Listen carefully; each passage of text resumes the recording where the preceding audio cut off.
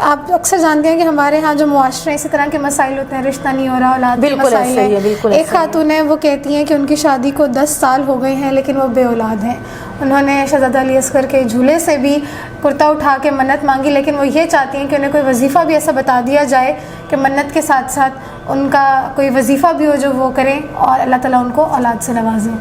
دیکھیے، میں یہ نہیں کہتی کہ یہ منتیں اٹھانا صحیح نہیں ہے، لیکن میں اتنا ضرور کہتی ہوں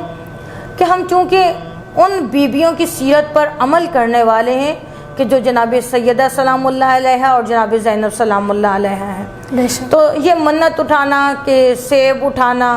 کرتا اٹھانا، ٹھیک ہے، وہ آپ کی عقیدت ہے، عقیدت کے لحاظ سے منع نہیں کر سکتے، لیکن منت وہ مانے کہ جس منت میں آپ کی ذات کچھ کر کے دکھا سکے۔ یہ منت نہیں، یہ تو بہت آسان منت ہے کہ آپ نے سیب اٹھا لیا، اسے کھا لیا، یہ آپ کی عقیدت ہے کہ آپ نے علم کے نیچے سے سیب لیا، یہ آپ کی عقیدت ہے کہ آپ نے جھولے سے کرتا اٹھا لیا، لیکن اصل منت وہ ہے کہ جو آپ کی ذات اس میں کیا عمل کر رہی ہے، آپ کی ذات کا اس میں کیا عمل دخل ہے۔ تو ذات کا عمل دخل ہوگا تو پھر ہی پروردگار عالم دعاؤں کو سنے گا نا۔ جی بالکل، جب تک ہم مانگیں گے نہیں تب تک وہ ہمیں دے گا کیسے؟ مانگنے کا طریقہ آنا چاہیے۔ اور اولاد کے لیے بہترین جو وظیفہ ہے کہ باب الحوائج حضرت عباس علمدار